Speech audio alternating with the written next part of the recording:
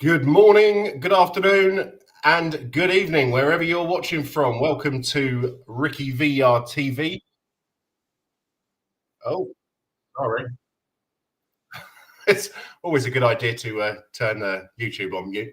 Welcome to RickyVillaTV in association with Shelfside Spurs and Spurs Wasian TV. Welcome, Chris. How are you today, sir? Hi, thanks for having me on. Yeah, had a tumble dryer issues following on from a awful display yesterday. So yeah, thoroughly wonderful weekend. Hope you're doing okay, and hope everyone watching is. Yeah, off to Curry's later, I hear. Yeah.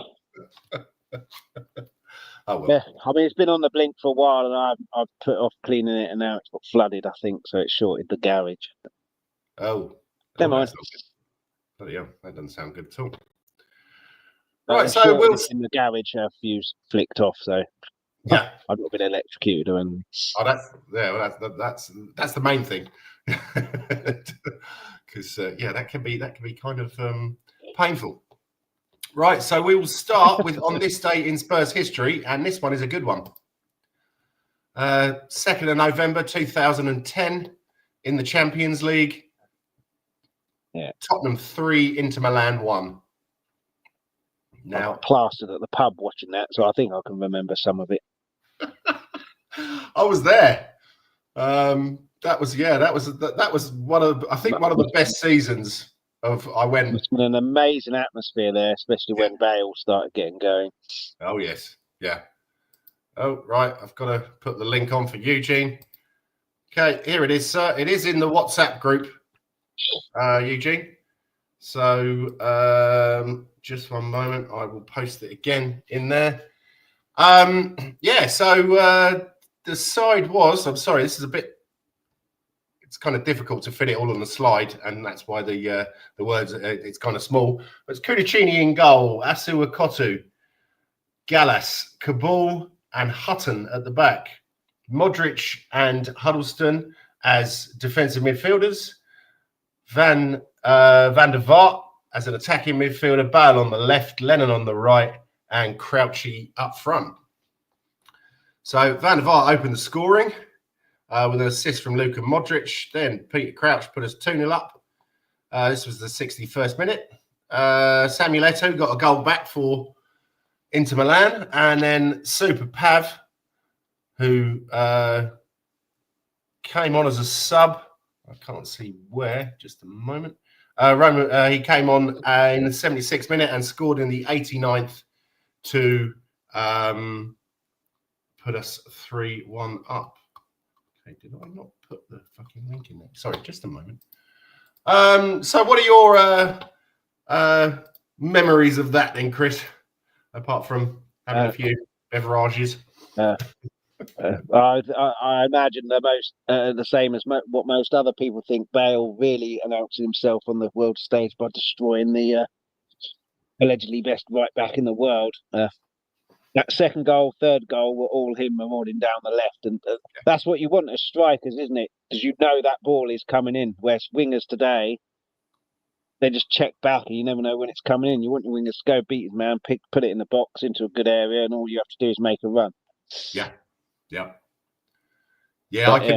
mean, there was what was it? We were singing "Taxi" for Maicon. I seem to remember. Well, was Maicon playing in the 4-3 loss in the second half when Bale announced himself? Yep. Yes, and then Bale just turned it up even more at home. However many months later, a couple of months later, maybe. Yeah. But no, that was couldn't handle him. Bale just That was that's my overriding memory. I mean, such was the dominance of the display and everything, and then the atmosphere in the pub and everything like that. I can't really remember their one goal, even though it was fairly late on. But it was essentially the Gareth Bale show that. Yeah, it was. I think Modric had a cracking game as well. I seem to remember, and Van der Vaart. I think Lennon was okay, but you know that back line, that definitely wasn't our first choice, was it? Gallas and Kabul and Kudicini. What I really loved about team, certainly going forward, is the strength in depth. And not just you've got 4 strikers there, but you've got Crouch who can hold it up and head it. You've got Van der Vaart who could play as like a Teddy Sheringham striker, so possibly not really a striker, but kind of one. Robbie Keane who could, apart from the heading part, do both. And Roman Pavlyuchenko, like Defoe, poacher in the box. So if one thing works, you can change your striker. And this is in the time as well where I know there's only Crouch up there, but this is in the time where it was traditionally like 2 up top as well. So you can interchange it massively. And just by those 4 players, you could change how you played. Yeah. Crouch up top, you can hit the long balls and build it up. Yeah, not so much Pavlyuchenko, but certainly in the I think the following season with Defoe, you could hoof it long over the top, and he's quick enough to go and get it first. Yeah, Pavlyuchenko is probably the quickest of the not. And there was Robbie Keane as well, wasn't there? So, yeah. And then we had Modric, who probably there's a reason he wins Ballon d'Ors. Yeah, we had a real top team there, but barring Redknapp leaving his money to his dog and going in that court case, and then the England job we'd have been inviting a title race. As soon as that came up, that's when we were 3rd in the league, I think about 3 or 4 points off. We were right in the title race, and then so we had a real good team there, real strength in depth, real alternatives if something wasn't working. Exactly. Yeah, that's which we don't see. Hi guys. And can you hear me? And Bale, who were superstars. Yeah, we can you guys hear me? Welcome. All right. Hi, Chris. Hi, yeah. And Chris, and whilst you're saying that, right? I'm so, I don't know, envious of the past. Having all that depth and the strikers and the midfielders, right? After what we saw yesterday, right? I don't know what to say. I'll be on for a short while. Yeah. Let me have my say, and I'll go back to work. To tell the truth, right, guys, yesterday I did a watch along. Jens, you were in the chats, right? It was so boring again. I don't know what to say. Is it because of Levy has created this squad of shit that has fallen onto Frank, right? But then we can't compare Frank with Ange, and Ange won us a trophy, and then we go back into this cycle of fighting among each other again. And I don't know, someone other Frank has got, I'm calling him Teflon Frank now, right? Because whatever it is, it ain't sticking on him, right? So we were finding excuses not to blame the manager. And I'm not Frank out because, to tell the truth, I don't know what to say anymore.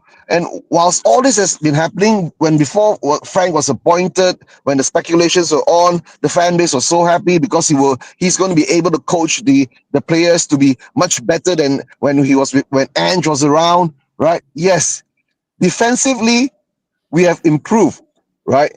I said it's the same thing when we had Mourinho, Conte, and Nuno. While we were pragmatic, all Ange had to do is push the ball forward. And all our fan base were, or jizzing in their pants, right? Or getting wet if they're a woman, right? But now, what Frank has done is, Frank has solidified our defense, right? Made us a bit more pragmatic, and everyone is saying, oh, look at how many goals we have not conceded, right? Look at how many losses that we have not lost, right?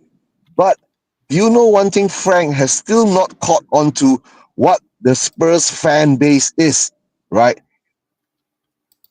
To tell the truth, right? I'm not saying me. I'm saying generally our Spurs fan base, especially those guys who goes to the stadium, right? If you don't produce an attractive style of football, they're gonna hound you out, bro. They're gonna hound you out so quickly you won't even know what hit you in your backside. And it's happening now because we are pragmatic, right? If we wanted a pragmatic manager, right? Why the hell did we sack Conte? Why the hell did we sack Nuno and bring a B-Tech, right? Manager has not won shit in his whole career. You get what I'm saying? And that's why the fan base is turning on him now. I'm sure, right? Why the fan base didn't turn on Ange that extremely and gave him the chance to have 2 seasons, because he was attacking. You can say, no matter how shit we were at the back, right? right? And having 22 losses last season, and a lot of people complaining about the 22 losses in the league and blah, blah, blah, but we still won a trophy, right? And we were attacking, right, in the league, no matter, I do watch alongs. At least I wasn't bored like shit, right? And the way I'm watching Frank play now, like I said, he's confusing me. Number one, with the lineups. Number two, with the substitutes. Number three, with the style we play. We're going back to losing the ball again all the time. And the players don't seem to have that that urgency to perform, right? The intensity wasn't there. In the Newcastle game, we were out muscled, right? So in the Chelsea game, we were a bit rough, right?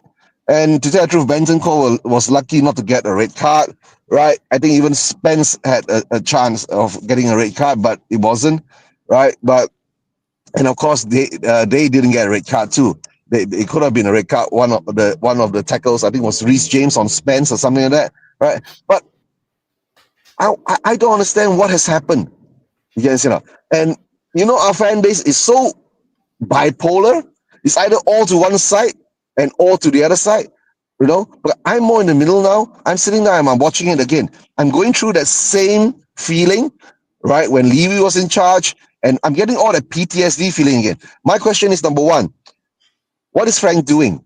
Right? Yes, he has solidified the defense whilst we're having set plays, right? But when it comes to open play, we are still in that same entanglement again when Ange was in charge, right? Our defense is all over the place again. Okay, you want to blame it on injuries? Yeah, Ange had injuries. Now he has had injuries, but the only thing is that he doesn't bring it up. He doesn't hype the injuries up, so he gets a pass on it, right? But that's the reality. That's the fact, and he doesn't want to admit it. It's the injuries is causing him all that. Or number two is that why is our away form so good and our home form so shitty? Why are players playing so good away and our home is so shitty? Or unless because Daniel Levy is so unhappy, he was pushed out of the club, right? He's put a curse on the stadium, right? So now we have to bring out the witch doctors, the shamans, the Chinese mediums, right? And I don't know, some pastors, some exorcists and all that to chase away the demons, right? And of course, I understand we've been collecting shit for the past 25 years, right? And somehow or another, 100%, we can't say it's Frank's fault because the quality of the front, you're talking about the quality of a front three, right? While Chris just now was talking about Defoe, Keane, Crouch, I was going, yeah, we got Tell, we've got the Pigeon, right? We've got Solanke who's injured. We don't see him half the time, right? So what's the point? But I think he will be given until I think February, right? Because if the club backs him, right, in the January transfer window and give him some more players in attacking wise, and he balances it out, and we look more cohesive and fluid as a team and a squad, then maybe the fans won't turn on him. Because I can tell you now, the fans are turning on him, right? Yesterday's game, Jens, remember? We had a counter, though, isn't it? Sorry? Yeah, we had a counter-attacking chance. And we just go backwards.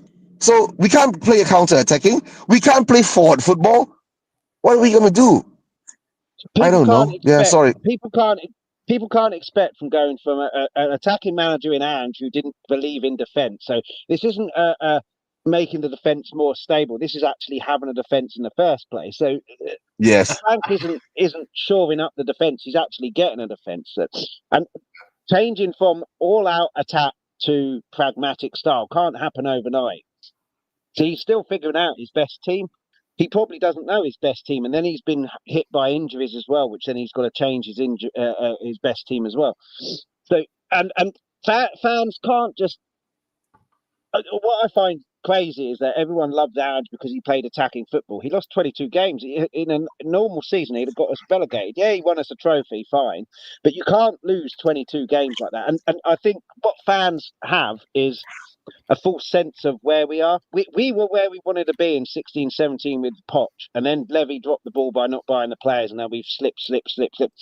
We're not at that level, Champions League level. So saying that we should be beating this team or beating that team or doing this or doing that, we're nowhere near that level. So we shouldn't be at that level. And finishing 17th, that was our level last season. So our level now is probably mid-table, and this is going to be a season of good wins, bad wins, mediocre wins, losses, bad losses, all of the above. So he won't be fired unless he loses 23 games or close to the 22 or 21, whatever Ange lost. So fans, I think, have got to be patient with this, and we've been blessed with. We were nowhere near Champions League level under Poch, and somehow he got us there because he had his tactics there. He had players like Kane, who world-class player that came through the ranks, and other players like that. Sammy, yep. Dele Alli, who fitted the system to an absolute T, so looked a world-class player. Other players as well. I think Frank is a top manager. He deserves this chance, but he's got to be given a little bit of time to turn it around and figure out his best team and change the way he plays. You can't go from all-out attacking 100% to pragmatic 50% attacking and 50% defence in what's he had, 3 months. So people forget, I think Poch's first season was very, very inconsistent as well. We had some really good wins, we had some really bad losses, we had some mediocre losses, but we finished 5th and it was attacking. So I get what Eugene's saying there, and it was attacking, so he got a little bit of leeway.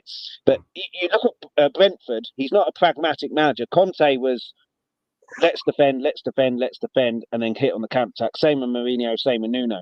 He's not that kind of manager. He's not an all-out attacking like Ange. He's probably somewhere in the middle, like Poch. But Poch had the blessing of, I mean, he brought Kane in, didn't he? Kane didn't start, but then he obviously saw Kane, and he had players there. That Poch team was the best team that we've had in the Premier League, 1 to 11, in my lifetime. Definitely. Yeah. Now I understand, Chris, but the thing is that, right? Whether that's because of the lack of the youth players, probably a lot to do with. Well, but Chris, I understand. I understand all that. But the problem is, right? We being Spurs fans, right? We've been going through this for how many years, right? We've been rebuilding, and the worst part is that most probably he won't be able. All right, to tell the truth, right? If the board now, right, sticks to him and goes through this pain, right, and we come out rosy at the end of the tunnel, then it's good. But the problem is that let's hope the board does the right thing and stick with him. But the thing is that, will the fans give him that chance? You know, you see the Chelsea game, right? The fans already booing in the stadium. You get what I'm saying, right? I'm not sure they were already booing in the stadium. Booing the team, weren't they, and booing the performance? But what's the alternative? In the end of the day, it doesn't matter. Once you start booing, right, it's not on the manager or the team or whatever. The whole stadium is booing, bro. Last season, right, we lost 6-3 to Liverpool, and the fans were clapping. Think about that, right? So that's what I'm saying. But what's the alternative for these fans? Get rid of Frank and then change the way of playing again, and you've got to change the way of playing and change all of that. Chris, what he has to do now, right, at home, I'm saying what he has to do now at home, right, is, right, put out a performance, right, where the fans can actually say, okay, even if yesterday we lost to Chelsea 1-0, right, we had at least 15 attempts on goal, 4 or 5 on target. You know, Sanchez made a few great saves, which he did save one good save from Sa, right? Then maybe the fans would have said, okay, we put out a fight, we understand, right? But the problem, right, the thing is that ever since the Burnley win, we've been shit at home, and that shit has been piling up game after game after game. If he doesn't turn around our home form, right, I can tell you, the fan base at home in our stadium is going to turn crazy. But guys, I got to make a move, right? I understand how it is, right? Like what we saw with Amarin in Manchester United, right? At least now he's slowly getting the results, but somehow or another, he still couldn't beat shitty Nottingham Forest, right? With Sean Dyche in charge. Dyche is back. Oh dear. All I can say is that against Burnley as well. We weren't good against Burnley. Yeah, but what Chris says is correct. What Chris says is correct. Yeah, and then the worst part is that at least Amarin has got a style of play. I haven't seen us have a style of play on the Frank, but Amarin at least has about 1.5 season over Frank, right? But let's see how it goes. Like what Chris says is correct. Frank needs time, right, to sort out what he needs to do. But of course, he's also in a tight position because he's going to play like every week. He's got 2 games, right? The next game coming up is Copenhagen at home. I pray to the stars, bro. If we don't beat Copenhagen at home, right? Oh dear, I don't know. I don't know how bad it's going to be, but let's hope we do. But guys, right? Take care. I'll catch up with you later, Chris and Jens. Have a good show. Bye bye. Take care, mate. Bye bye. But yeah, we'll talk about FC Copenhagen in a minute. But they're not doing particularly well in the Danish league. Obviously, myself, having been born in Denmark, I do follow the Danish league. People forget about the Champions League. It hasn't started yet. It starts when the knockout stages start. You get through hook by crook, then you can start. You know, the amount of teams, I reckon, if you look... Do you remember when we battered Real Madrid at home 3-1? And they scraped through. They won it that year.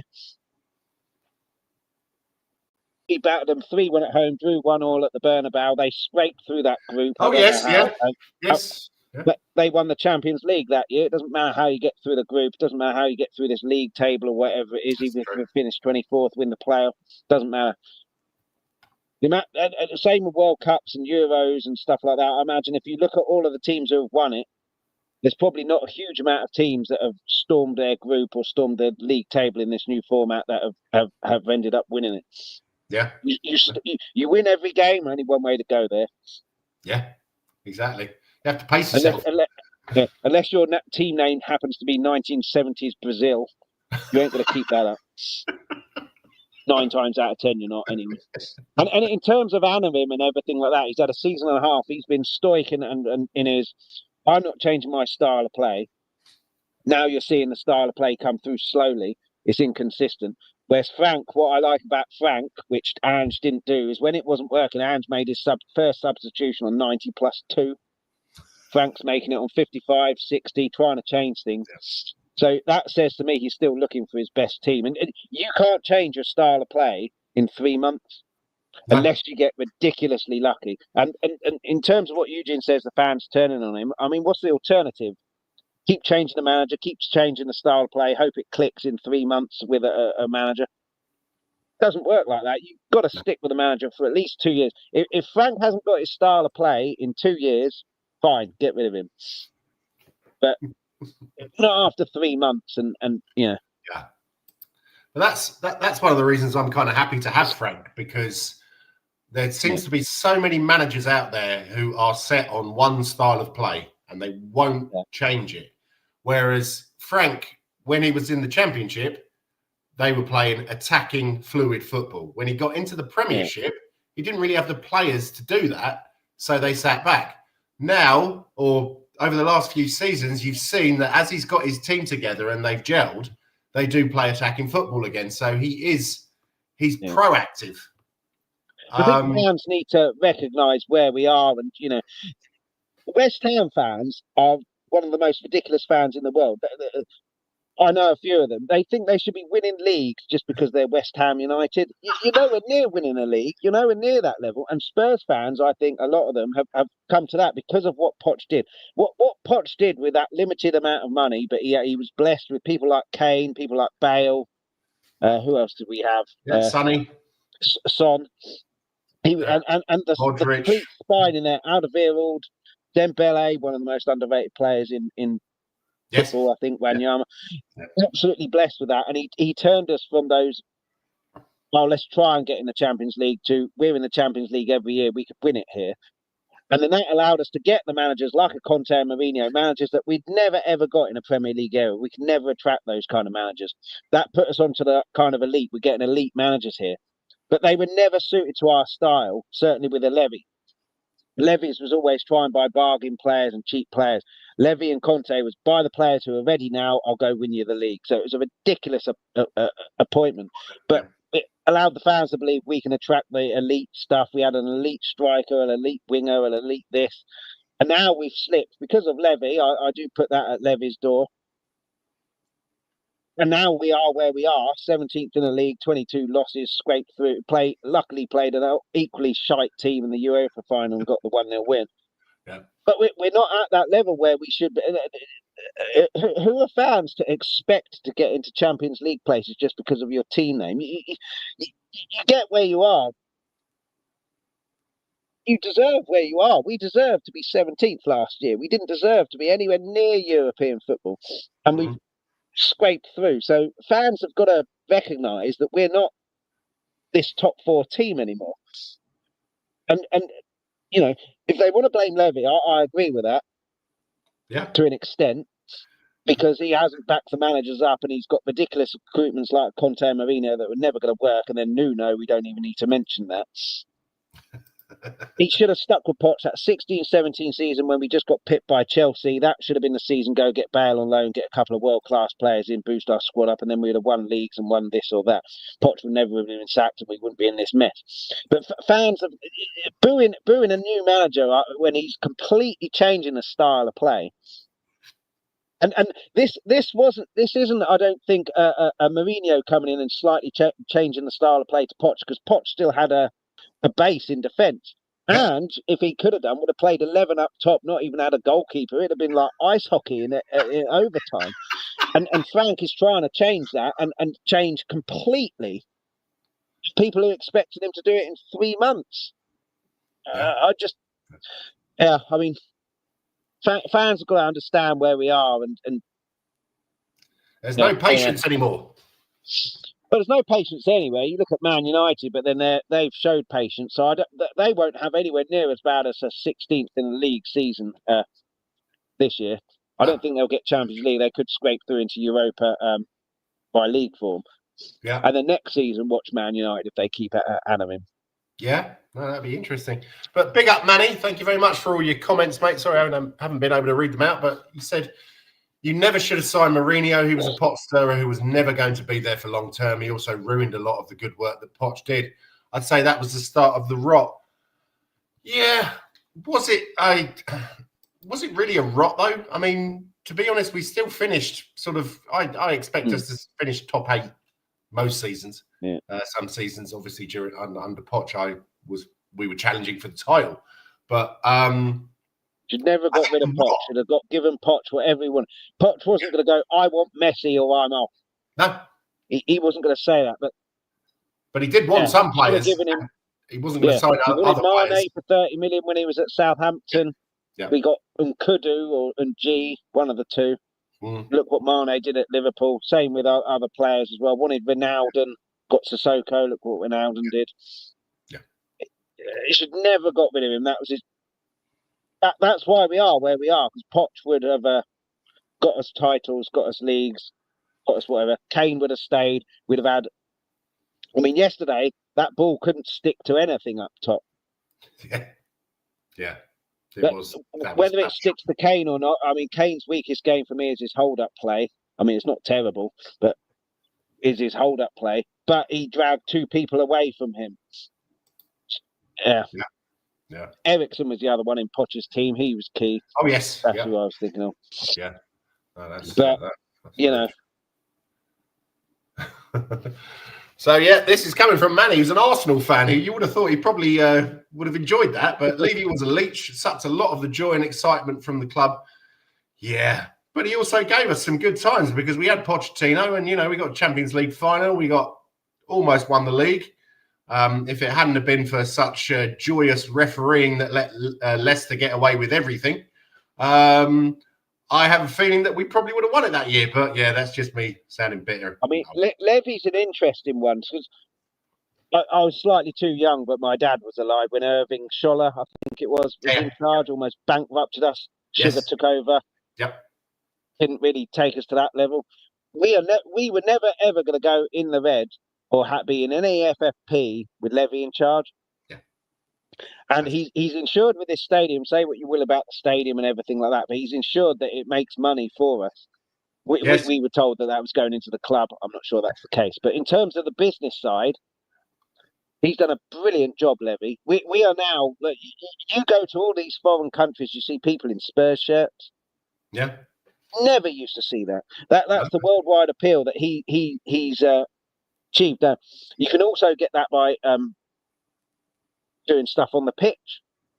So, being that the fact that we had Kane and everyone kind of knew who Kane was, and Son in the Middle East, Asia, that helps as well. But a large part of our reputation boost and world reputation boost is down to Levy and what he's done with the business side.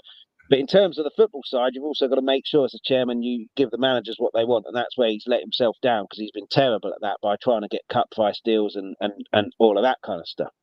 Yeah, but I don't think you can just say that Levy was shite, because if we, because without him, we wouldn't have the reputation boost where we were. We wouldn't have appointed Poch. We wouldn't have had, So he has been bad in the football side for me, but without him, we wouldn't be anywhere near as prosperous as we are now. I think. Yeah, no, that is he true. needs to be held accountable for his footballing disasters in terms of transfers and everything like that. But he needs to be praised for what he's done in the business side and boosted our reputation and made us profitable. Never in the because if we got oil money like Man City have got, we'd have FFP charges, and how they've got away with their 115 is unbelievable. Amazing lawyers. But yeah, I mean, I know they've got all the money and they can spend £1 billion for Pep to still have a moan about the fact that he hasn't got a good enough squad. But I wouldn't want that with Tottenham. I don't think, because then everything you win is then tainted because it's just been won by money. Yeah, that's. Whereas I hate to say it, and I'll probably be panned for this, but if Arsenal do win the league, they haven't got oil money that won the league. They've done it by good business, good coaching, good players, bring them through and desire. So they haven't done it by just having an unlimited amount of money in a bucket and just chucking it at people. Same with Liverpool when they won the league. People say they spent an absolute fortune, which they have, but they haven't spent that much money in the last few seasons, and they make money hand over fist because they're Liverpool in terms of merchandising and everything like that. So they've been saving that money for a few seasons. When they won it with Alisson and Van Dijk, that was all the Coutinho money. That wasn't them just chucking 150 million at things. That was Coutinho money and whatever they left over for their transfer kitty that summer as well.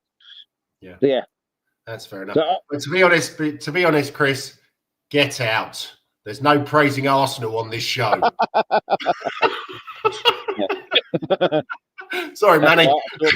I'll sort my tumble dryer out. But yeah, Manny says, by all means, Levy deserves praise for his business acumen, but good businessmen understand what the customer truly wants. I agree with that. That's true. I think that Levy was more intent on lining his own pockets and his friends' pockets. But it just when they first came in, Enoch, and he gave that interview and he said, "There's no football connection here. No. We are here to make money." But then over the years, it was like, "Oh yeah, I'm a big Tottenham fan. I used to go to Spurs when I was a kid." And I think he was just full of crap, to be honest. But something I want to discuss about yesterday. I don't know if you saw it. But Spence and VDV blanked Frank as they came off the pitch.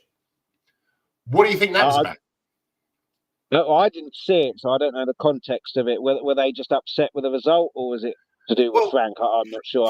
I didn't see it. I turned it off as soon as the game finished, to be honest. Okay. Yeah, so did I. I saw it on I think it was Facebook this morning. But Frank walked up to shake Spence's hand, and Spence shrugged him away, and Mickey van der Ven was walking next to Spence.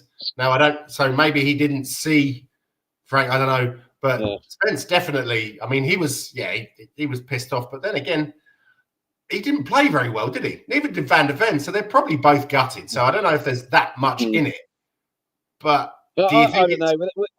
without seeing it, it's very difficult for me to yeah. Yeah. 'Cause I mean, this is the first I've heard about it. So yeah, I mean, they'll come out and say there was nothing in it. They were just disappointed, and that's what the official line will be. But yeah, I have no idea, to be honest. I can't really offer anything other than yeah. Okay. This is interesting from Manny. Disagree on Arsenal, I'm afraid. In recent time, the Cronkies have spent a lot more money, and frankly, Arteta has been living off that FA Cup win with Emery's team. Now, Well, you never hear Arsenal have FFP issues, which is, Man City and Chelsea, were just chucking money that they didn't have. Arsenal have spent a lot, but what's a lot of money? Is that a lot of money for Arsenal? Is that a lot of money, period? Is that money that they didn't have, or money that they have had and they've just saved it? 'Cause from what I see, you never see Arsenal.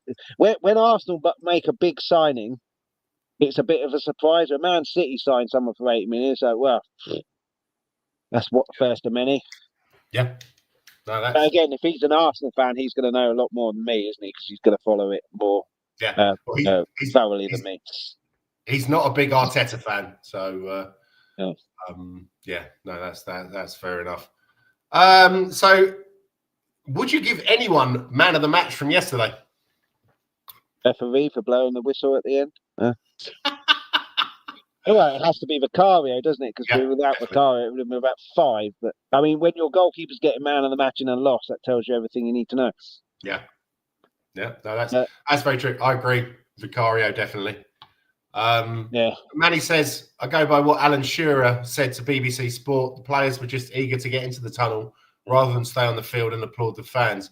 I don't agree with players. True. That's terrible as well, isn't it? Yeah. Because Poch made sure, win, lose or draw, that they applauded the fans. Exactly. Yeah. But football now isn't a fans' game. It was Bill Nicholson who said it's all about the fans, didn't he? So long gone from there now. The fans don't fucking matter. Fans are just there to make the money so that the players can get paid and everything like that.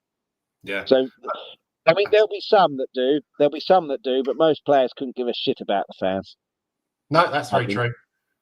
I think that's very true. Who do you think in the team actually does give a shit about the fans? I'd say probably Porro and VDV. Yeah, Romero, maybe. Romero, I would imagine Sarr Maddison as well, does. probably, I'd say. Yeah, I'd imagine Maddison does. Yes, he does, yeah. But, yeah. Other than that... Manny says, I think the situation with the fans booing the team meant that maybe the players just couldn't stomach staying on the field. I think this issue has been addressed by Frank and the players. Okay. If that's the case, that shows a lack of leadership, isn't it? You stand up and be counted, Exactly. Yeah. No, but back to Poch's team, we had, Loris was a leader before he kind of went off the boil. And then through the team, Vertonghen, Alderweireld, both of those leaders. Dembele could have been captain. Wanyama could have been captain. Even Dele Alli could have been captain. And then Kane could have been captain. Son. We had leaders everywhere. Even Eric Dyer in the season before Wanyama turned up when he was playing kind of centre-back plus defensive midfielder. Mm-hmm. Whereas now, I mean, Romero is captain. Paulinho is kind of a leader, I'd say. Yeah, I do like Paulinho. Yeah. But other than that, I'm not sure, to be honest. But I mean, with that Poch team, you look at that back four: Rose, Walker, Vertonghen, and Alderweireld. And that is just a dream to have now, wouldn't it? You look at Arsenal. How many leaders have they got in their team? At least 5. Yeah. I mean, the obvious one, Declan Rice.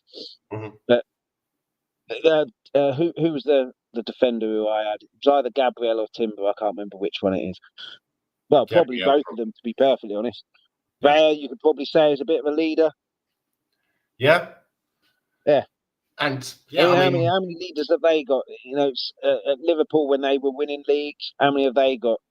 Salah, you could say, as a leader. Van Dijk, obviously. Yeah, definitely. McAllister as well. Yeah, McAllister.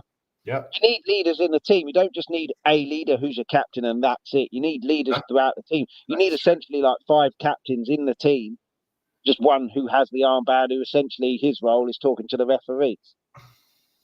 Yeah. No, But we haven't had leaders in that team since Poch's heyday. No, that's true. That is very true. And that's why we don't clap the fans, why we just capitulate when things are tough. And that's the issue. How do you get leaders? You can't train to be a leader. It's like a Jermaine Defoe kind of goal scoring instinct. You can't teach that. You can't teach someone to be a leader. You're either, and fans are booing you. They're paying your wages essentially. You go and face that head on, don't you? You don't go crying off to your mum. Oh, they're booing me. They're being horrible. Oh, I don't like it. You go and face that head on, and then you go, oh, I don't like that. That ain't fucking happening again. But we haven't got anyone like that. Yeah. I can see. Well, Manny's saying it's really only Rice and Gabriel at the moment. Raya is someone I don't rate because he has moments where he acts like a bit of a maniac. And you'll remember how you mugged him in pre-season. Yeah, well, that's pre-season. It doesn't really matter, does it? Pre-season, Manny, doesn't matter. I remember Man City lost most of their games, won pre-season, won the league. Fulham won all of theirs, got relegated. Doesn't matter in pre-season. It's all about getting your fitness up and trying to work out your team. Yeah, no, that is very true. But who do you think? I think Porro could be a leader. I don't think Spence could. I think Spence is too self-centered. He's basically all about Jed Spence. It's not really so much about the team. Yeah. VDV, he needs to grow up a bit, probably get a bit older, but he could be. I think Kudos could. Yeah, Dan So as well. I think when he plays, Solanke could, but have we got an injury curse with him there? I'm not sure, but we really missed him. He's the only one who can hold that ball up. I like Richarlison, but he can't hold the ball up. Tell is one of these players like Theo Walcott for me. Can play all across the front, never worked a single position because he's too versatile. Sometimes the versatility can be your undoing. Yeah, I do like Tell. Yeah, I'm not sure yet. He's our best striker there by a mile because he can hold it up and score goals. But I'm not sure when he's back. I don't think it's this side of Christmas. But are you talking about Tell or Solanke? Solanke. Oh, right. Okay. Sorry. I thought you said Tell. Yeah. No, that's definitely true. That is very, very true. Manny said Van der Ven was captain on the day, and I would say his attitude was quite disappointing. Maybe he's cheesed off with the manager, the tactics, the overall play, the fact that Spurs was second best. Yeah, well, he's been captain a couple of games now, and I just think he had a stinker yesterday. I think there is a mental block in Tottenham whenever we play those fucking rent boys from West London.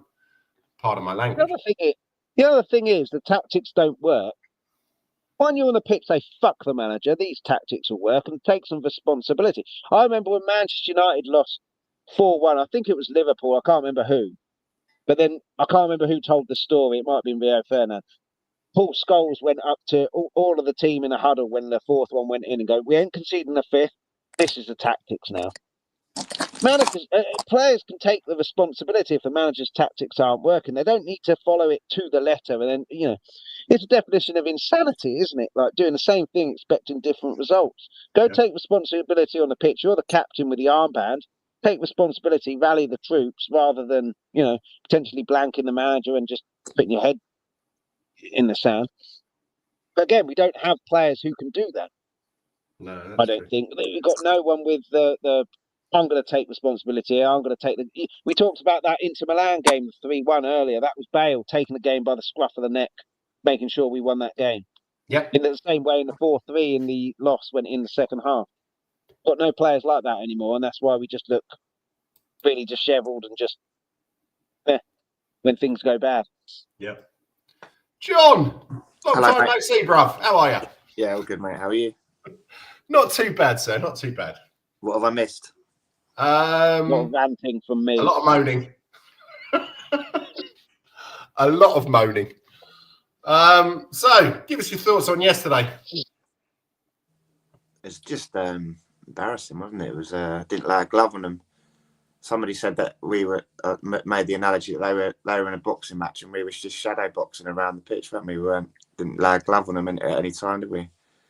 Yeah. Just because someone said they're the youngest squad in the Premier League as well, so not a lot of experience in that team, and they just they deserve to win, don't they? As much as it hurts to say, they out battled us, outplayed us, they're much better than us on the ball, weren't they?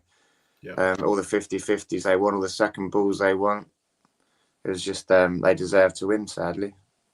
Yeah. So do you think? Do you agree with what I just said, that there seems to be some mental block when we play these twats? I don't know. They were harping on all week about the mental block about us playing at home, weren't they? So maybe a bit of combination of that and well, Sky Sports were going on before the game though. I think we've only beaten them once in God knows how long, and 3 times in 27 games or whatever. So we haven't got a great record against them ever. Even when we're flying, and we're like last year or the 2 years ago, when that Ange team, we were flying, weren't we? And we turn up and they seem to have got the hex over us, don't they, somehow? But that was that Van der Ven's injury and Romero being sent off. Yeah. 2 sendings off, Udogie as well. Imagine if we'd have had that referee yesterday on that game. It would have been a completely different story, wouldn't it? Because he let everything flow, didn't he? He did. Yeah. I was actually quite impressed with the ref yesterday. I should have said that. Don't give enough credit to referees when they actually let a game go, and it's not all about them. Yeah, which seems to be so common these days. Yeah, the lack of seeming effort. Sorry. Go on, Chris. I was going to say the lack of seeming effort there, because I've mentioned it. The 50-50. Frank, when he started, said, "Try your hardest, put effort in. That's a non-negotiable." But I mean, what's his name? Who set up? I've got Caicedo. He was everywhere, putting 50-50s in, winning them. So all Chelsea, we weren't. That to me is 50-50s. I could try and win 50-50s, and I'm shite at football. That's nothing to do with ability. That's to do with desire. And maybe there is something with the blanking of it, that they're losing faith in Frank and not trying for him. But I'm not sure about that. I just think, I'm not sure. So, Chris, I know you've got to leave in 10 minutes, and now there's 3 of us on, so I want to do the quiz now. And it's from 2010, 2011. Are you ready? Have you swatted? Do I need pen and paper? No. But come on and hit us with it. Why is that as a ticker? Yeah, okay. So who scored our first goal in the Champions League at the aptly named Wankdorf Stadium? The Van der Vaart, I have no idea. I think it was Pavlyuchenko, wasn't it? It was Sebastian Bassong. Never. We were 3-0 down within 25 minutes, I think. Yeah. And he got us back in the game, and then Pav, I believe, got the second one. Yeah, I remember Pav coupled, didn't he? Like, make it to draw us level, to keep us in it. Yeah. Can you name the 2 South African players in our squad that season? That's who Akoto won. He's Cameroonian. Yeah. I've got the right continent. I'll have half a point. Stephen Pienaar. Yeah. What was the other guy called? You're on the tip of my tongue, and I can't think. It was like Colin Mawande, wasn't it, or something like that? So his name. His name was like Colin Mawande. No, it was Bongani Kumalu. That's it. That's near enough, Jens. That's what I'm not sure he actually. I don't know if he. I think he came on as a sub in a FA Cup game, but yeah, he wasn't like Mabazela, who scored that cracking goal against Leicester, and then went into complete hibernation. I think he was. He was a commercial buy, wasn't he, after the South Africa World Cup? Yeah, no, that is very true. How many points did Blackpool take off us that season? 4. Yep. We lost 3-1 up there and 1-1 at home. So, when they're the only points they got all season or something. They I have a feeling that's very true, yeah. And I still remember this day. Who knocked us out of the FA Cup that season in embarrassing fashion? Because I remember getting a message from Gaza saying, "Yeah, I left at half time." I don't even think. We were away from home in London. Arsenal? No. Be a Wait, low league team. I thought. Sorry? Be a low league team. I would have No, thought, they were actually in the same league as us. Fulham. And one of our future players. Fulham. Sorry? Fulham. Yeah, very true. 3-0 down at half time. Oh, sorry. 3-0 down in 23 minutes. Dawson got sent off in 13. Weren't That we wearing was- that I was brown kit? I was going to go to that one. And Weren't we wearing that brown kit? I seem to recall. yes. Yeah. Okay, and last but definitely not least, can you name the 3 Spurs players that went on loan to Leyton Orient that season? That season. Harry. Yeah. Kane. Harry, yep, definitely. Yep. Yeah, I've got 1.5 points now. I'll give you a clue for one of the other ones. The third one's kind of difficult, really difficult, because he was a bit part player, but he was a little guy. Used to run around a lot in the midfield. Oh, what's his name? Kabak. No. He went on to play for Swansea. Oh, Routledge. No. Sigerson. No, central midfielder. Had quite a good career after he left us, but he was quite tidy in the midfield, short passing. Tom Carroll. Tom Carroll, yeah.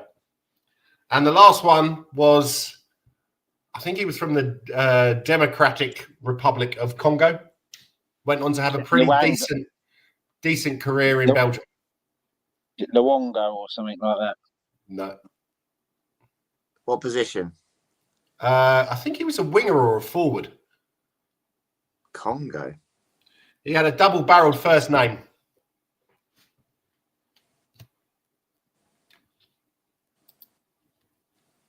As I said, it was a bit of a difficult one.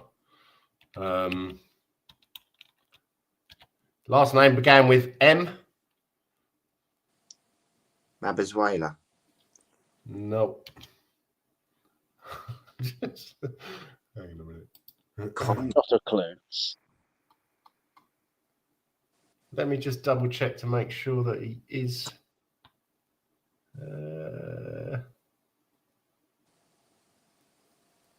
It's going to be a player that they got from Arsenal or something like that, and you've got it wrong.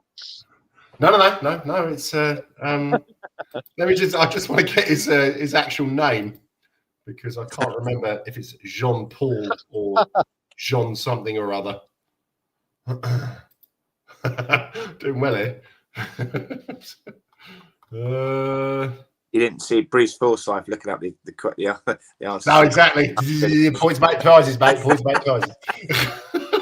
I don't know the actual answer, but I'm going to have to check it out. Paul Jose Mpoku. I don't remember him. Played as a attacking central midfielder. Started off in the youth team. Went to Leyton Orient. Then we sold him to Standard Liège for 400,000. And yeah, he went on. He played for Verona, Panathinaikos, and then did the old. He went to Turkey as well, but he did the old Saudi Arabia thing before it was fashionable. And yeah, he retired. No, I think he's still playing actually. 33 years old.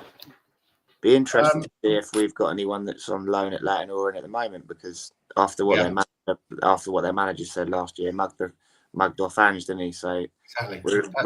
we're all demanding that he brought the players back that were on loan at the time. So it'd be interesting to see if we let him have any more this season.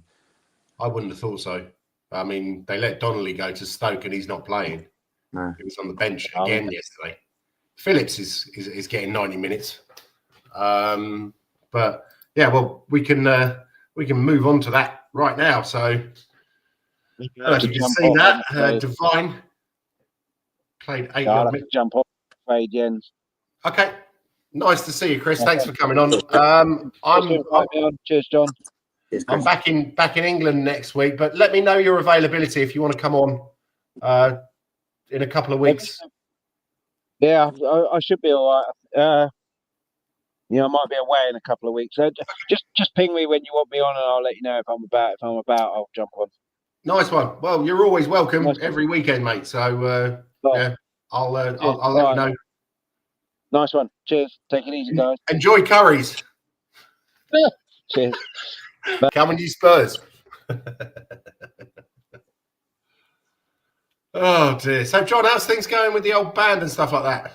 Yeah, we've had October off to write and record. Okay. We're actually making our comeback on Tuesday night. There's a gig at a pub called the Aristocrat in Aylesbury. Yep. Yeah. So it's a nice low key little. It's literally over the road from where I work. So. Oh, okay. Yeah, right. That's a nice one, mate, to dip our toe back in the water with. See if we can remember any of our songs. Oh, that's it. Yeah, that sounds like a bonus. and the music's right, so I've got to remember all the lyrics, So it's an hour set as well, so I've got to remember see if I can remember all the lyrics after an hour. Yeah, and after working on other songs and writing other lyrics and stuff, I've got to try and remember all my old lyrics now. It's hard life being an artist. Absolutely, mate. I can understand. It's a hard life for me being a piss artist.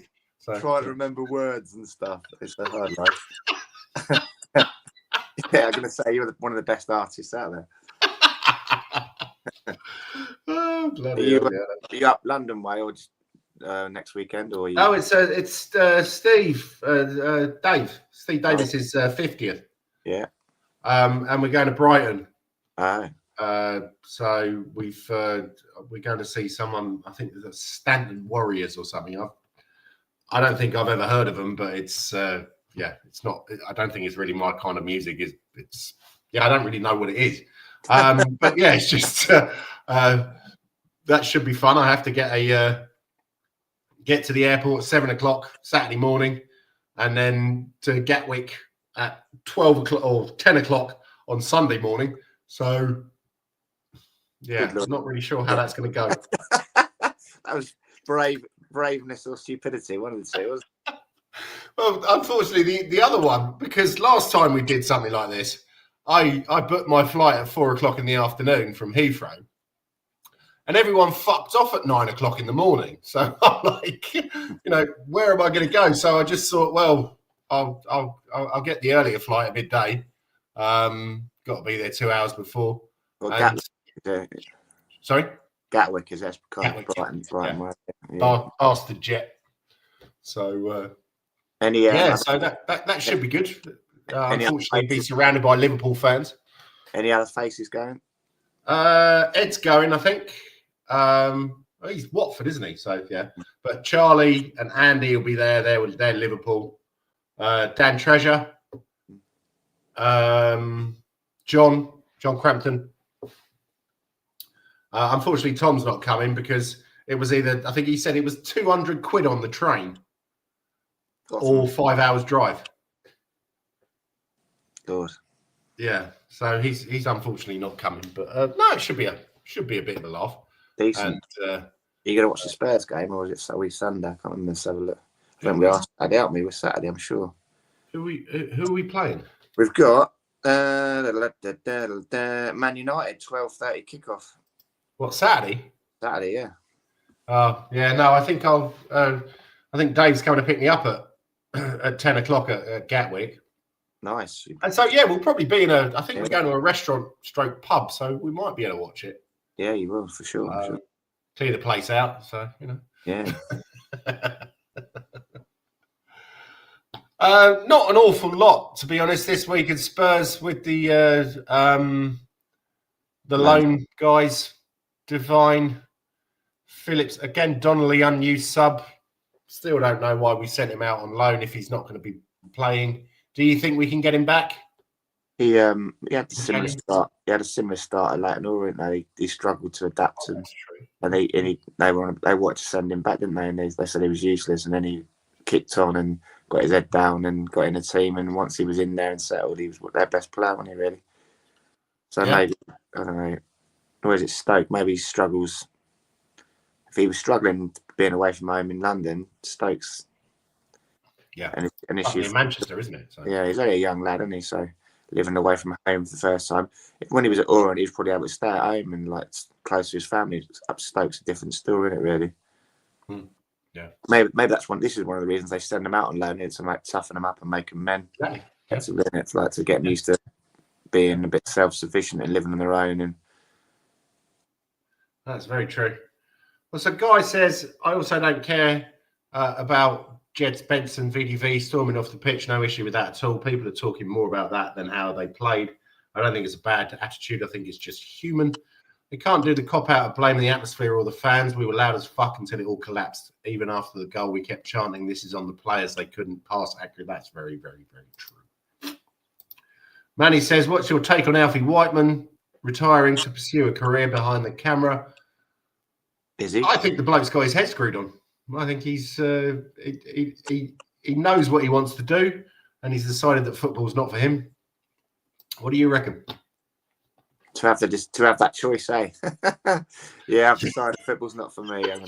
Exactly. So I'll go and I've earned probably 5 to 10 grand a week for the last God knows how long. So yeah, I'm doing all right, Jack. So where did he go? Is he on your list there, Whiteman, or not? Has he binned it in? Sorry, is he on your list there, Whiteman, or not? No. He's he hasn't played. He hasn't played for us since the Mourinho days. He got 10 minutes against. Can't remember who it was in the Europa League. He was out on loan to Degerfors, but that was years ago. Yeah. And so he's just basically been sat in the reserves. And whereas Brandon Austin has been given a chance, Whiteman never was. So, yeah, he's only 26. World is his oyster. Sorry, the world is his lobster, as Rodney said, or Delwood. So we'll go on to my fellow countrymen. Next opponents, FC Copenhagen. Yeah. Yo. Yeah is bloody Swedish. Sorry. Norwegian. So, yeah, they're not having a great season so far. 4th in the league. They lost to us. They lost to Silkeborg, and they lost to Brøndby, who are their big rivals, who are not having a good season either. And so, yeah, if we lose to this lot, that's going to be a bit worrying. But a little bit of background. They're called the nicknames the Lions. I don't even know what that is in Danish. So, yeah. Danske Lions. I'm a terrible Dane, but they're 32 out of 36 teams in the Champions League. Ajax are actually bottom, so as you can imagine, the wife and the family are not happy. Manager is Jakob Nistrup, who I have to say I've never heard of. But he's been there for I think 4 seasons now. The main tactic is 4-4-2, mate. Which, yeah, that's kind of old-fashioned. Danger man is El Yanusia. Do you remember him? He used to play for Southampton and Celtic. I recognise the name, yeah. Who, yeah, as far as I was aware, he was either a winger or a forward, but they seem to be playing him in central midfield at the moment, which seems a bit odd. And then he's scored 4 goals this season. But he hasn't scored in the last 7 matches, and he hasn't scored in the Champions League. Then you've got Victor Claesson, who's a Swede. Is he Nico's son? Yeah, that's what I was going to say. How is Claesson? How is that a Swedish name? That's a Belgian name, as far as I'm concerned. But yeah, I suppose Nico Claesson was with an E, wasn't it? Instead of O-N, it was E-N, and just 1 S. But he's a veteran. He's got 3 goals this season, but again, none in the Champions League. I think we should be able to have this lot at home. Yeah, we should be. But more importantly, I know the question on everyone's lips: what is the Danish for lion? Do you know what it is? What? Lion. L-I-E-N. L-I-E. Oh, really? Lien. Lien. I just Yeah, googled okay. it. Lien. Lien. So like Lien. so lion. Lien. Lien. Okay. There we go. Well, you have to ask your mate Rasmus or whatever his name was. Yeah. Just Lien. yeah. Yeah. Because where was he from? Was he from Copenhagen or was he from the mainland? Allow me to check my information device and it will tell me. Okay, let's have a look on here. What am I doing here? Let's get rid of that. Talk amongst yourselves. Nice weather, guys. Yeah. It's a weird place. I'm going to read it rather than try and kill it by saying it out loud. Right, are you ready? Yep. Drum roll. It's from Horsens. Horsens, yeah. Yeah. So that's the mainland. Yeah, that's that's like Midtjylland. That's middle of Jutland. And it's also got Julemind municipality as well. Julemind. Yeah. Okay. Right. Nice. Well, yeah, he's not one of those bloody Copenhageners because, as far as we're concerned, they're Swedish. But okay. So there's a predicted lineup for the game: Vicario, Spence, Romero, VDV, Porro, Bentancur, Sarr, Odeberg, Simmons, Kudos, and Richie. I think they'll go strong for this game. But what do you reckon? It's odd that he didn't put Tell on yesterday, wasn't it? Considering he can't play in the Champions League, he's all about trying to rotate his players and his squad and stuff like that. But he didn't get a sniff yesterday, did he? So maybe he's not training very well. I think he's got to. We need a win, don't we? Basically, an effective home banker, so you can go about it two ways. Currently, go strong, for 70 minutes and give him a rest before the Man United game. It's 12:30 kickoff, isn't it? So it's a quick turnaround. Or to keep some of your big guns on the bench and see if some of the backup guys can get it done. Although they didn't fill themselves with any glory yesterday, did they? Really? No, that's true. I always think it's a good idea to put the big guns on from the start, and then when you're 3-0 up at half time, you can rest them. Yeah. But no manager ever seems to do that. That's probably why I'm not a manager.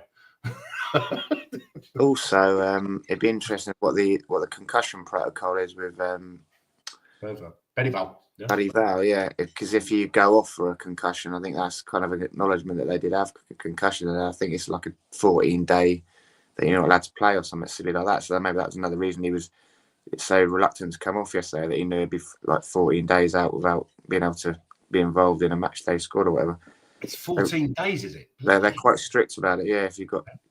If I don't know if the concussion protocols are designed to take that off the table, or whether if you do use the concussion protocols, whether that confirms that they've got concussion, and then they have to have like 7 days, 14 days off, whatever. Let's have a look. Let's use my information device. Oh, okay. Oh, that's not going to be so good, is it?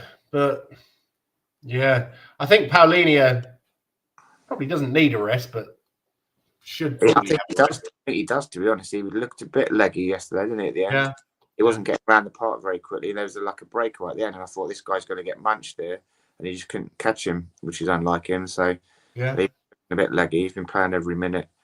No, that's true. Yeah, isn't he? And he took a bit of a whack as well, didn't he? I can't remember who it was. I think it was Reece James, but gave him a bit of a whack yesterday. So, but he's been one of our most important players this season. I think they'll probably put Romero back in because Danso wasn't great yesterday, but Danso has been a good replacement. He's definitely showed that he's up for it, and he doesn't mess about, does he? He did it right yesterday. I think it was more to do with the fact they'd been booked, wasn't it? They took off the two players that had been booked. Yeah. Roddy and Danso had been booked, and they took them off, so there was no pressure on the ref to get them all right. Are you ready for this? Yeah. In professional football, concussion protocols begin with immediate removal from play if concussion is suspected. Players must then be assessed by healthcare professionals and must not return to the sport until they have completed a graduated return to play protocol, which involves a phased return to physical and non-contact training before full contact is permitted. The minimum return to play time varies by league and specific injury with some elite leagues using a minimum of 12 days and others requiring 21 days. Wow. So symptoms and medical advice are, of course, key factors. So 12 days, 21 days. I don't know what the Premier League use, but it's quite standard throughout all football. Wow. Okay. Bloody hell. That's Another fucking injury. But it's silly in a way because that protocol was not silly, but it discourages players from going off because they know that if they go off, then that's them done for like 12 days, whatever. So it encourages them to not basically be honest with the medical professionals when they're assessing them because they don't want to miss like a week. You know, footballers like they don't want to miss a week of football or whatever. Yeah, they think they lose their place, don't they? Wouldn't they? Yeah, exactly. Bergvall's been doing really well to get in, and he's obviously. I think it looked like the ball hit him, didn't it? But I can't remember the incident. I don't think I actually saw it. He was sort of charging down a ball, and someone blasted the ball, and it hit him on the back of the head. The ball. Right. Okay. I think. Yeah, and then he was sort of a bit wobbly after that, and then staggering around a bit, and he didn't look steady on his feet, did he? And the referee was next to him. Again, we praised the referee for that. He was right next to him, and he could see him sort of staggering about a bit. Yeah. And he said to him, "Go down, and then we'll get the medical team on." Yeah, it looked like the ball whacked him basically at point blank range on the back of the head. Maybe gave him the old shaky tinnitus in the old head. Yes, yeah, that's true. So yeah, we've got what? Yeah, our players look very leggy, didn't they? So it'll be a tricky one to see who's still in their legs for Wednesday. Yeah. So moving away from Premier League football, the FA Cup yesterday, one of my favourite ever competitions. Bit disappointing, to be honest. There was only one real giant killing, and it wasn't really a giant killing, but Brackley Town beat Notts County on penalties. When did they actually bring penalties into the first round of the FA Cup? There was a lot of moaning about it, wasn't there? Over the summer, I think, or last year, that they said they were doing away from replays. I think we had a conversation about it on air, didn't we? Because we said that's part of the magic of it, isn't it? Getting them back to your own place with exactly get the money, get money and stuff. But they've changed the rules, haven't they? I think it's 50-50 no matter where it's held now. Oh, is it? Okay. So it rewards the smaller club, even if they're playing Man United away. Yeah, they might not get Man United at their ground, but they get 50% of the Old Trafford purse or whatever. So they still right out of it, don't they? But again, that's a money thing, and the fans don't get to see Man United come to their ground, do they? But yeah, exactly. Because also, what is it? Is it 10% of the ground you get in the FA Cup? I think maybe more. We had that issue with Arsenal not letting us have enough. Yeah, well, didn't we? That's always the case with those fucking twats, isn't it? So yeah. Just having a look at the results now. South Shields are playing. Who's that? Hello. Yeah, what a lot of South Shields versus Shrewsbury upsets where Barnett went out. I see. Yes, yeah, unfortunately, but then again, they're concentrating because I have a feeling they might actually get in the playoffs this season. They're doing pretty well. But then it's Eastleigh versus Walsall, Port Vale, Malden and Tiptree. I don't know if you watched Football Focus yesterday, but they had the Malden and Tiptree owners on. And this guy basically bought his boyfriend, Malden and Tiptree, as a birthday present.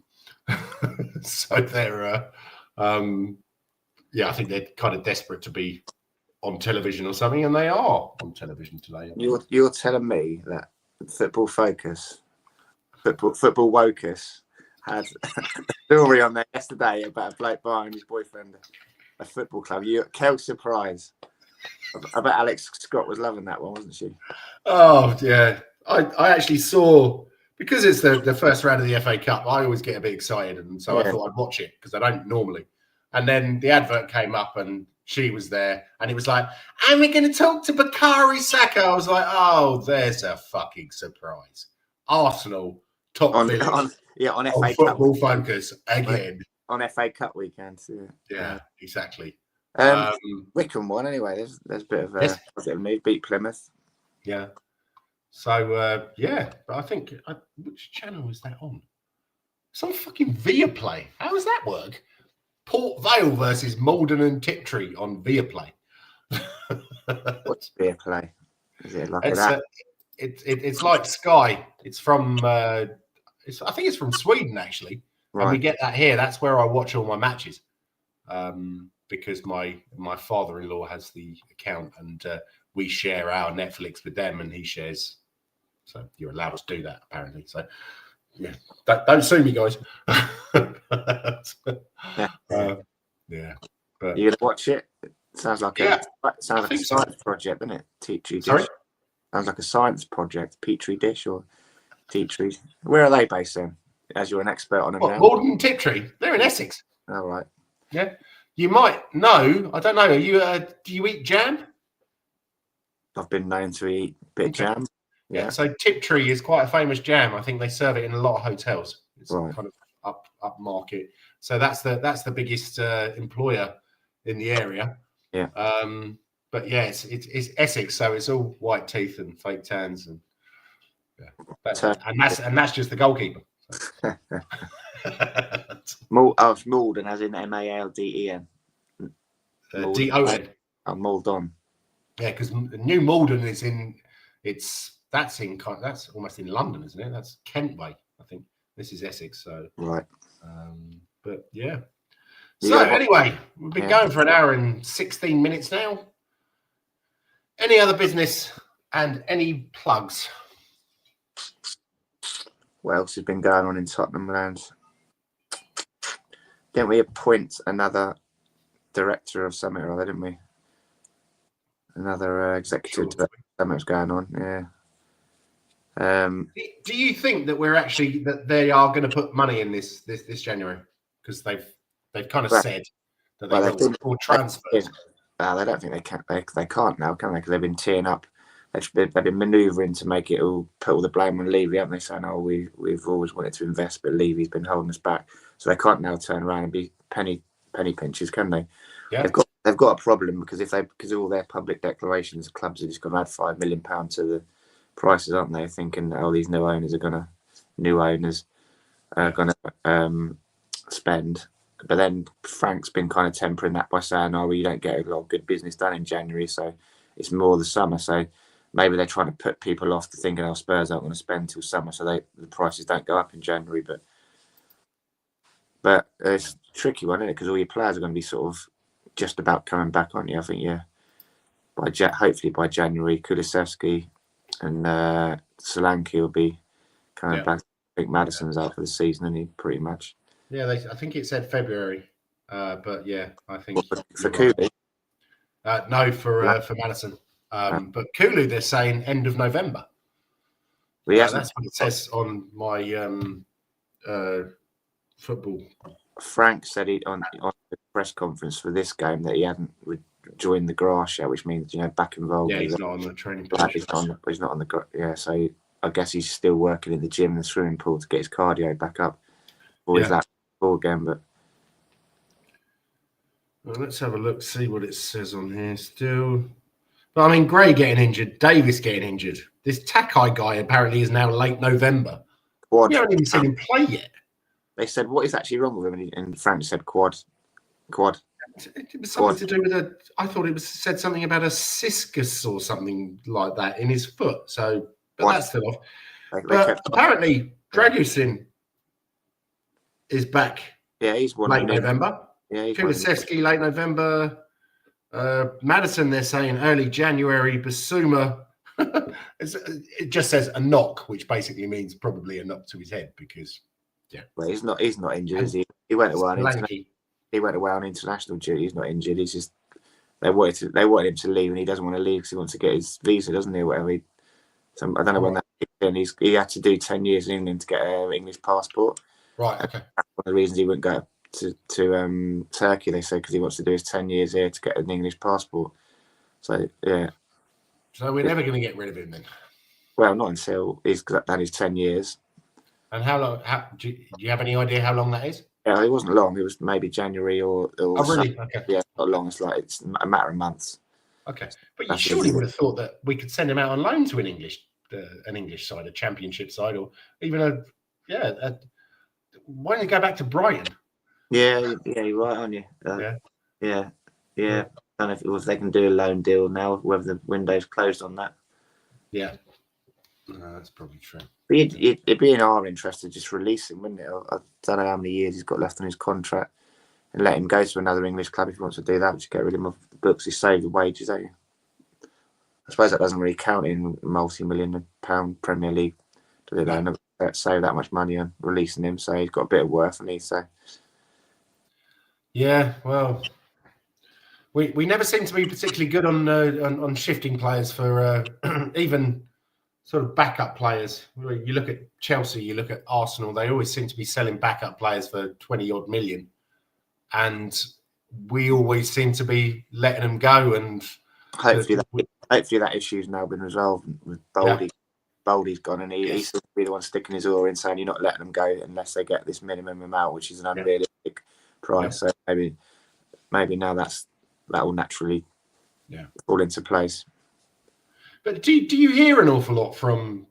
Or I'm not sure if I'm just missing it or I'm not digging deep enough. But do you hear a lot from sort of this Vinny guy or the other people? Like we used to hear occasionally from Levy, didn't we?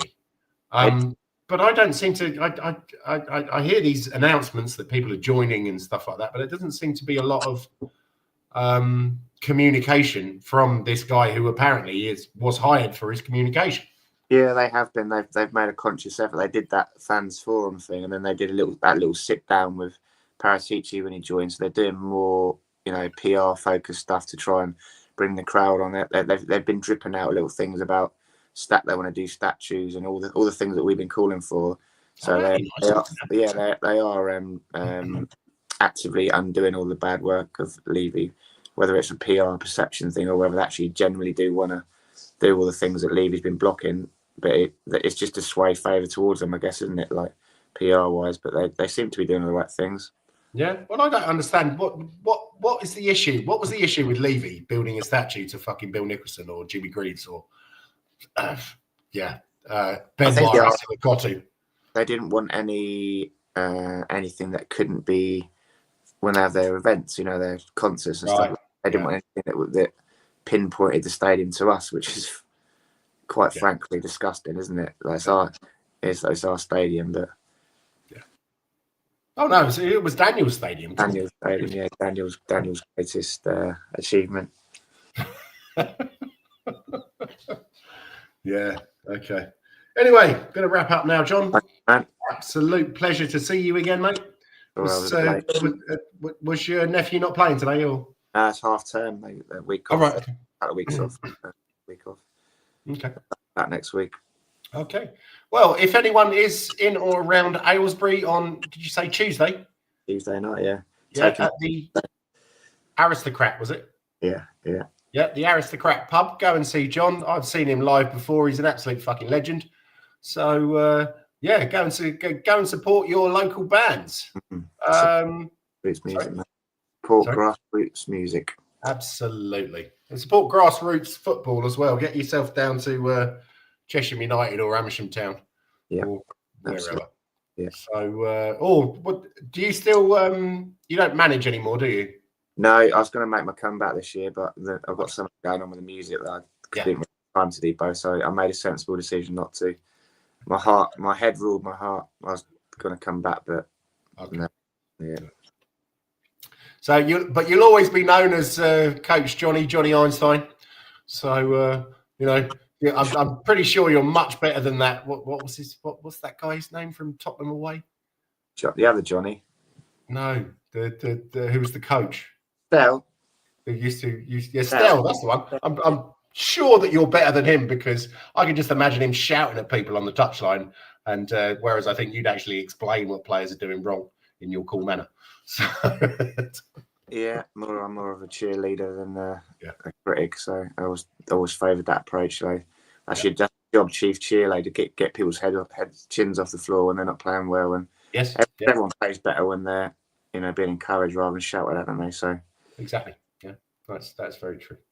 So thank you very much, everybody, for watching. Please like, subscribe to RickyVillaTV, Shelfside Spurs, and Spurs Wasian TV. Thank you very much. And finally, Levy is out, and come on, you Spurs.